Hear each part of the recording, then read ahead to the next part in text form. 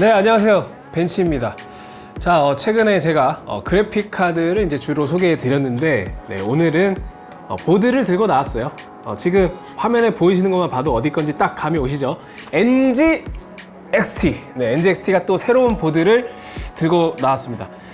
네, 근데 NG XT 얘네들이 이제 처음에 370 보드를 내놨을 때는 약간 그냥 이벤트 성격으로 내놓은 건가? 깔맞춤 하라고 이렇게 생각도 들었는데, 꾸준히 보드를 내더라고요. 그러니까 뭐 AMD B550 보드도 나왔고, 인텔 쪽에는 이제 490, 뭐 590, 그리고 이제 오늘 소개할 690 모델까지 나왔는데, NGXT 보드 리뷰할 때도 말씀드렸다시피 일단 보드 사업 자체는 이제 진심인 것 같습니다. 네, 우리가 진심으로 인정을 해야 될 것 같고, 그리고 또 한 가지 특이한 거는 이제 워낙 그 NGXT가 이제 가지고 있는 고유의 감성 있잖아요. 디자인 감성, 굉장히 심플하고 무채색 톤으로 일관된 그런 감성을 이제 보드에 잘 표현했다, 이런 세간의 평가가 있는데, 그걸 감안해도 너무 똑같지 않나, 그런 생각도 좀 듭니다. 실제로 처음 보드를 출시할 때 그 정립했던 디자인이 거의 변하지 않았다고 봐도 됩니다. 과언이 아니에요. 그래서 이번 Z690에는 디자인 말고 또 기능적으로 어떤 부분이 달라졌을지, 또 우리 개선점이 있는지, 그런 것도 살펴보고, 그리고 이제 690이 이제 사실 조금 아쉽긴 합니다. 왜냐면 이제 인텔 12세대가 출시된 지 좀 시기가 지났기 때문에 조금 더 일찍 출시했으면 어땠을까, 그런 아쉬움은 드네요. 네, 아무튼 뭐 그런 내용을 차치하고 오늘 좀 다양한 시각과 콘텐츠를 통해서 한번 살펴보도록 할게요. 자, 일단 패키지입니다. 패키지 디자인도 안 바뀌어요. 네, 여러분들이 늘상 봤던 데자뷰가 느껴지신다면 여러분 느낌이 맞는 거고, 네, 똑같이 그냥 보드 전면에 하나 딱 나와 있고, 그 다음에 모델명도 간결하게 N7 Z690 이렇게 표기가 되어 있습니다. 이 모델명 짧은 것도 정말 마음에 들어요. 보통 어떤 산업 제품군 내에서도 프리미엄 브랜드들이 이제 이런 정책을 많이 고수하죠. 뭐 가타부타, 뭐 익스트림이네, 울트라네, 막 이런 거 다 안 붙이고 그냥 우리는 브랜드와 코드명으로 승부한다,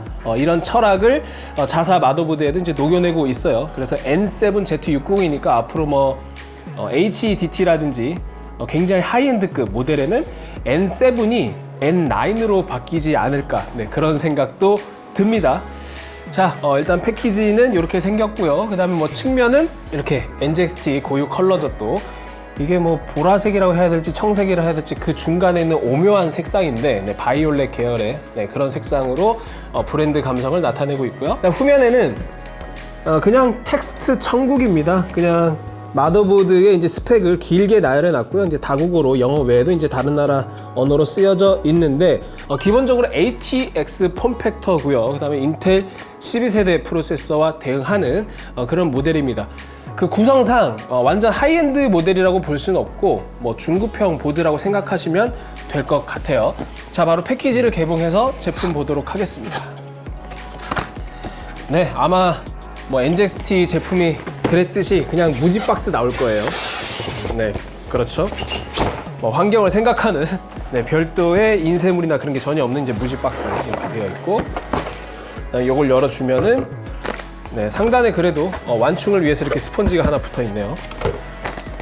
보드가 있고요. 그다음에 이제 2층 구조로 되어 있는데, 네, 상단에 요거를 제거하면은 아래층에 액세서리 파츠가 나옵니다. 자, 뭐가 있을까? 그래도 뭔가 좀 들어있긴 하네요.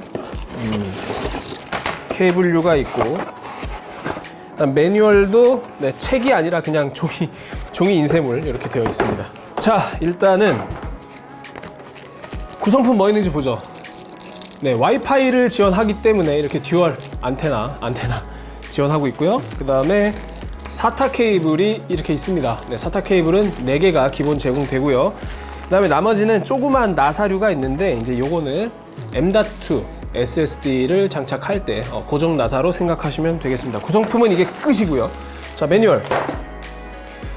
네, 매뉴얼은 이렇게 종이 인쇄물이 겹겹이 접혀서 이렇게 나와 있는데, 한국어가 있긴 합니다. 여기 보시면 이렇게 조그맣게 영어로도 되어 있고, 다국어를 지원해서 밑에 한국어도 이렇게 지원을 하고 있는데, 이거는 좀 아쉽네요.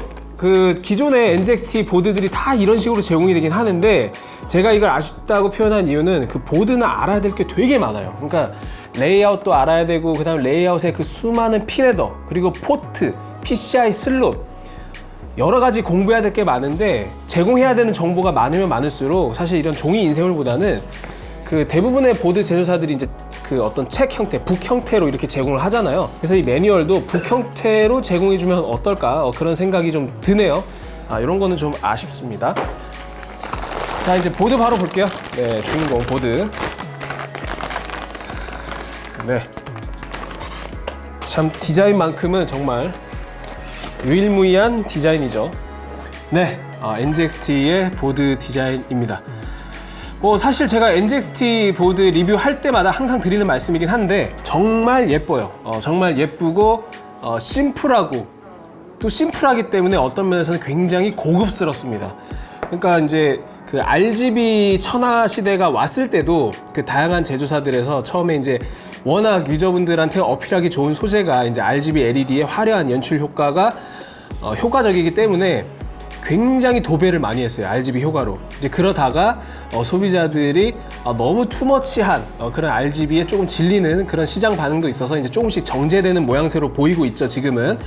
근데 이제 NZXT의 어떤 이런 디자인은 조금 더 심플함을 추구하는 유저한테 굉장히 어필이 가능한 그런 디자인이라고 볼 수 있습니다. 순수하게 어떤 RGB LED나 복잡한 형태, 디테일 그런 걸로 승부하기보다는 가장 원초적인 컬러, 그 다음에 선과 면, 이런 걸로만 디자인을 꾸미고 있기 때문에 여러분들이 올 화이트 구성을 하거나 혹은 뭐 화이트 앤 블랙 이런 시스템 구성하실 때 디자인 전체의 완성도를 높이는데 아주 든든한 기반이 되어주지 않나, 그런 생각이 듭니다.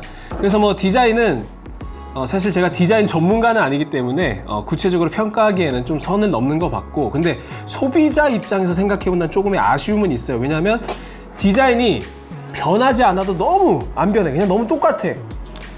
예를 들어서 이제 그 어떤 히트싱크라든지 그다음 중간에 이런 플레이트 전체에 대해서 디테일을 조금 바꾼다든지, 혹은 라운딩 처리를 다르게 한다든지, 혹은 파츠의 형태를 조금씩 바꾼다든지, 그런 형태가 좀 가미된다면 사실 새로운 어떤 프레시한 기분으로 이 NZXT 감성을 좋아하시는 분들도 다시금 구매 욕구를 불러일으킬 수 있을 것 같다는 생각도 드는데, NZXT 뭐 보드는 그런 거 없어요. 계속 똑같은 디자인이야. 그래서 그게 좀 개인적으로는 아쉽습니다. 자, 보드 디자인은 이쯤에서 설명을 마치고요. 일단 ATX 폼팩터, 아주 표준적인 폼팩터를 가지고 있습니다. 그 다음에 이제 여기 IO 커버부에는 NZXT 브랜드 로고가 있고요. 그 다음에 이제 인텔 12세대를 지원하는 LGA 1700 소켓이 있습니다. 그 다음에 메모리 슬롯이 이렇게 4개가 있는데 별도의 실딩 처리가 없다는 게 또 아쉽네요. 네, 실딩 처리는 전혀 없고요. 메모리 슬롯 4개, DDR4 플랫폼 전용입니다. 그래서 최대 4800MHz의 속도를 지원하고 있고요.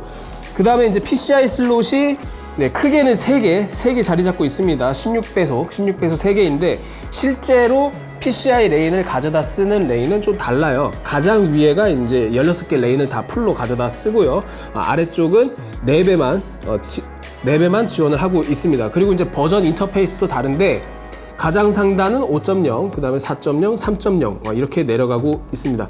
그리고 이제 플레이트에 가려서 잘 안 보이는데 이 안에는 M.2 슬롯도 숨어 있어요. 이거는 잠시 후에 분해하면서 설명해 드리도록 하겠습니다. 네, 그 다음에 상단의 CPU 보조 전원은 8+4핀 구조이고요. 그 다음에 하단으로 좀 시선을 옮겨 보면 뭐 USB 핀 헤더라든지 뭐 RGB, 그 다음에 뭐 시스템 펜, 그 다음에 온보드 스위치 이런 게 있습니다. 이런 거는 제가 이제 그 분해를 하고 나서 PCB 속살이 드러났을 때 조금 더 자세히 살펴보도록 할게요. 그 다음에 후면, 후면에는 별도의 플레이트는 제공되지 않습니다. 자, 그럼 포트 한번 볼까요? 자, 이게 이제 포트 모습인데 가장 상단에 클리어 시모스 버튼이 있습니다. 이거 제가 Z590 시절에 한번 좀 아쉽다고 지적을 한 적이 있었는데, 왜냐하면 이게 버튼이 너무 작고 안으로 움푹 패여져 있어가지고 누르기가 좀 힘들어요. 손가락으로 누르기가 힘든데, 근데 한편으로 다르게 생각해 보면 이게 어떤 NZXT의 의도일 수도 있겠다라는 생각은 듭니다. 왜냐하면 클리어 시모스는 사실 의도하지 않은 그러니까 한마디로 오조작이 일어났을 때 좀 치명적이기 때문에 일부러 쉽게 눌리지 않는 그런 방법을 택할 수도 있겠다라는 생각이 든 게 바이오스 플래시백 버튼은 조금 더 위로 튀어나와 있거든요. 그래서 구분감을 의도한 게 아닐까 그렇게 생각이 좀 듭니다. 그리고 HDMI 출력 포트가 있고요. 그 다음 와이파이 안테나를 연결할 수 있는 모듈이 있고 아래쪽에 이제 USB 포트가 이렇게 나열이 되어 있는데 네, 두 줄로 이렇게 2열 정도로 딱 배치가 되어 있습니다. USB 2.0 2개, 그 다음에 USB Type-C가 있는데 이거는 USB 3.2 Gen2 by2입니다. 20GB/s. 그 다음에 USB 3.2 Gen1짜리가 하나, 둘, 셋, 세 개가 있고요. Type-A. 그 다음에 Gen2가 두 개가 있고, 그 다음에 인텔 2.5GB 랜 포트가 있습니다. 그리고 아래쪽에는 이제 오디오 포트 이렇게 마련되어 있고요.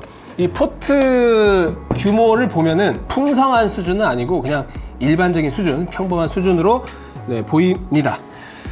자, 이렇게 외형 디자인을 모두 살펴봤고요. 이제 좀 분해를 하면서 좀 봐야 되는데 제가 가장 궁금한 건 사실 따로 있습니다. NZXT 마더보드가 가지고 있던 고질병 중에 누누이 지적했던 부분이 있어요. 뭐냐면 그 M.2 쪽 커버 있잖아요. 그 커버가 결합 방식이 자석식이면 좋을 텐데 이 플라스틱 걸쇠 방식이어가지고 그거를 자주 이렇게 뺐다 꼈다 하면은 그 걸쇠가 부러지거나 손상될 수 있거든요. 근데 이번에는 그 메커니즘을 좀 바꿨다고 합니다. 자, 이거는 분해 후에 말씀드리도록 할게요. 네, 분해를 완료했습니다. 자, 일단 이게 옷을 벗은 NZXT Z690의 모습인데요. 또 옷을 벗고 나니까 그냥 평범한 보드입니다. 네, 그만큼 전체적으로 이 보드를 감싸고 있는 외형 디자인이 이렇게 중요하다, 이걸 말해주고 있는 것 같아요. 그래서 제가 뭐 굳이 오른쪽은 분해할 필요성을 못 느껴서 분해를 안 했는데, 일단 플레이트가 어떻게 구성되어 있냐면 여기 사실 그 이쪽이 이제 칩셋이거든요. 네, 칩셋 히트싱크가 이렇게 마련되어 있고 이 부분을 이 플레이트가 이렇게 가리는 구조입니다. 이 플레이트는 알루미늄은 아니고 그냥 철이에요. 철인데 이제 안쪽은 플라스틱으로 마감이 되어 있습니다. 이게 철이라는 거를 여러분들한테 확인시켜 줄 수 있는데요. 이게 자석인데, 자 보십시오. 잘 붙죠? 네, 이게 철이에요, 철. 철이기 때문에 어떤 간접적인 방열 효과는 기대하기 어렵습니다. 대신 이 NZXT 보드에는 전에 버전과 다르게 히트싱크가 제공돼요. M.2 히트싱크. 전에는 전혀 없었거든요. 그래서 지금 M.2 슬롯이 하나, 둘, 셋 이렇게 있는데 가장 상단에는 히트싱크가 있습니다. 자, 여기 보시면 히트싱크, 이렇게 히트싱크가 있죠. 그래서 이게 이렇게 좀 결합이 되는데 이 히트싱크는 절대로 철로 만들면 안 되죠. 그래서 자석을 갖다 대도 아무 반응이 없어요. 네, 알루미늄 히트싱크라서. 자, 그래서 열전도가 좋은 히트싱크를 제공한다. 이거는 분명히 발전입니다. 네, 왜냐면 히트싱크를 전혀 주지 않았으니까요. 자, 이렇게 결합이 되는데 다시 한번 제가 플레이트를 좀 조립을 하나씩 해보겠습니다. 자, 이렇게 1차적으로 조립이 되고, 그 다음에 가장 상단에 네, 이 히트싱크 마련이 되면 그 위를 이렇게 좀 결합이 되는 방식인데, 원래는 이게 커버가 그 아까 제가 말씀드렸던 플라스틱 걸쇠 방식이었거든요. 근데 이번에 완전히 자석식으로 바꿨습니다. 진작 이렇게 하지 왜 이제서야 바꿨는지 모르겠어요. 그래서 여기 보시면 네, 검정색으로 이렇게 나와 있는 것들이 다 자석입니다. 그래서 이것도 그 아래쪽 부위에는 이렇게 금속 걸쇠를 이렇게 걸어주고 왼쪽이 딱 자석으로 맞붙는 방식, 가장 하단도 금속 걸쇠를 걸어주고 이렇게 딱 자석으로 붙는 방식, 굉장히 심플해요. 드디어 NZXT가 정말 쓸만한 방식을 고안해낸 것 같습니다. 네, 왜 이게 이제서야 이렇게 딱 적용이 되는지 모르겠지만 어쨌든 뭐 개선점은 개선점이에요. 근데 한 가지 아쉬운 건 히트싱크가 가장 위에만 제공되고 있기 때문에 아래쪽은 히트싱크가 없어요. 그래서 이 NZXT 고유의 감성을 사용하고자 한다면 사실 이 하얀색 플레이트가 필수인데, 이 하얀색 플레이트 안쪽에 그냥 알루미늄 판 하나 대주면 되거든요. 요거 했던 것처럼. 왜 이런 구성을 히트싱크 하나로만 제한을 했는지 그거는 좀 아쉽습니다. 뭐 이유가 있겠어요. 다 돈 아낄 자, 그래서 다시 이렇게 딱 해주면은 고유의 감성을 느낄 수 있어요. 이 보드 쓰시는 분들은 분명히 여기에 그래픽 카드를 장착하거나 그 라이저 카드 혹은 NGXT 케이스 같은 경우는 별도로 이제 버티컬 킷 그런 걸 활용해서 이제 세워서 쓰는 용도로도 활용을 하실 것 같은데, 하나, 둘, 세 개 이 M.2를 모두 쓰시는 분들한테는 이 히트싱크 부재가 정말 아쉽게 나타날 수 있다, 이렇게 좀 생각할 수 있을 것 같고, 저희가 그래서 이번에 이 알루미늄 히트싱크, 그리고 히트싱크가 없을 때 이렇게 커버만 덮었을 때 온도가 어떻게 달라지는지 그것도 테스트를 해봤으니까 잠시 뒤에 테스트 결과에서 살펴볼 수 있을 것 같고요. 자, 이제 M.2 히트싱크는 이제 봤으니까 전원부를 한번 봐야겠죠. 이거를 좀 분리를 해주고, 네, 그래서 전원부 같은 경우에는 12+1페이지로 이렇게 좀 구성이 되어 있고요. 기역자 형태로 배치가 되어 있죠. 그리고 이제 파워 스테이지 구성이 페이지당 50A 정도로 나와 있는데, 50A면은 이제 12900K 이런 거 사용해도 문제가 없지만, 어떤 좀 빡세게 오버클럭 하시는 분들, 극한의 오버클럭 하시는 분들한테는 사실 적당한 모델은 아닙니다. 분명히 그 출력 규모 면에서 좋은 편은 아니고요. 그냥 적당하다, 이렇게 생각하시면 될 것 같고요. 그 다음 커패시터는 니치콘의 FP캡 시리즈로 확인이 되었습니다. 저희가 이따가 전원부 온도도 모두 확인을 해 봤으니까 그거 참고해 주시면 좋을 것 같고요. 그리고 일부 고급형 보드 같은 경우에는 물론 꼭 고급형이 아니더라도 전원부 히트싱크를 잘 설계하는 사람들이 아니고 제조사는 이 I/O 커버까지 모두 통합형 히트싱크로 꾸미기도 하는데, NGXT는 I/O 쪽은 그냥 커버로 마무리했고, 요렇게 전원부 히트싱크를 제공하고 있습니다. 자, 전원부 히트싱크를 한번 볼게요. 이렇게 기역자로 되어 있고요. 안쪽은 이렇게 검은색으로, 요건 다 알루미늄이죠. 네, 알루미늄 히트싱크를 제공하고 있고, 별도의 히트 파이프나 그런 건 없습니다. 그리고 이제 서멀 패드가 좀 두꺼운 게 들어갔어요. 모스펫이랑 이제 초크랑 맞닿는 부위가 있는데, 제가 이 전원부 히트싱크를 평가하는 요소 중에 이 서멀 패드의 위치가 정확하게 각 컴포넌트와 맞닿느냐, 그거를 좀 따지고 있거든요. 혹은 일부 제조사 같은 경우에는 이 반만 닿거나 일부만 닿거나 그런 경우가 있는데, NGXT 보드 같은 경우는 서멀 패드 배치와 실제 컴포넌트와의 갭이 거의 없습니다. 정확하게 매칭이 돼서 잘 맞닿는 아주 편안한 그런 구성을 보여주고 있습니다. 자, 여기까지 전원부, 그 다음에 이제 PCB 소살까지 모두 살펴봤으니까 이번에는 K사전에서 직접 테스트한 결과를 함께 보면서 설명 이어가도록 하겠습니다. 자, 테스트 시스템은 보시는 바와 같습니다. 네, 저희가 인텔의 코어 i9 12900KF를 장착해서 테스트를 진행했고요. 자, 먼저 부스트 클록인데요. 네, 저희가 이제 다중 스레드의 모든 부하를 가하는 블렌더 테스트 시에 디폴트 값이 평균 클록이 4.5기가 정도가 나왔습니다. 그리고 이제 저희가 오버클럭도 진행을 했는데, 앞으로 보게 될 테스트에는 5.1기가 오버클럭 값도 들어가요. 이때는 5.1기가 잘 유지해주고 있습니다. 자, 다음은 게임 구동 시의 성능인데요. 게임 구동 시에도 기본값에서는 약 4.5기가 정도를 잘 유지하고 있고요. 오버클럭에는 칼같이 유지하고 있습니다. 그래서 이제 소비 전력을 좀 측정을 해 보니까, 네, 사이버펑크, 그러니까 게임이죠. 게임을 구동할 때는 확실히 소비 전력이 낮죠. 네, 기본이나 오버클럭 했을 때나 엄청난 차이는 아닙니다. 하지만 블렌더, 즉 모든 스레드의 부하가 가해질 때는 기본값에서 약 150W, 그리고 5.1기가로 올코어 오버를 진행했을 때는 250W를 소모하는 모습을 보여줬습니다. 이제 중요한 전원부 온도인데요. 블렌더 구동 시에는 기본값에서 약 57도까지 올라갔고요. 그 다음에 오버클럭 시에는 최대 75도까지 올랐습니다. 네, 나쁜 온도는 아니에요. 나쁜 온도는 아니고 엄청나게 우수한 발열 억제력도 아니지만 나쁜 온도는 충분히 아닙니다. 네, 전원부는 이제 기본적으로 100도 이상에서도 버틸 수 있기 때문에 준수하다, 이렇게 좀 평가하고 싶고, 게임 구동 시에는 상대적으로 CPU 부하가 낮아지기 때문에